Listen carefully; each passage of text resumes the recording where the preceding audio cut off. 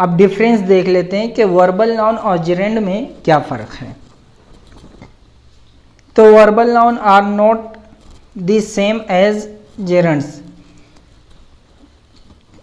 Another type of noun formed from a verb. Gerund भी एक type है जो वर्ब से निकल के बनता है और वो नाउन में भी यूज़ होता है, एडजेक्टिव्स में भी यूज़ होता है। तो gerund is a noun that having derived from a verb, वो वर्ब से निकलता है, retains a few verb like properties, और कुछ फेल की खासियतें भी इसमें होती हैं। For example a gerund can be modified by an adverb, adverb से भी मॉडिफाई हो जाता है, and can take a direct object, और ऑब्जेक्ट के लिए भी यूज़ हो सकता है। Gerund verbal noun just like any noun, they verbal noun can function.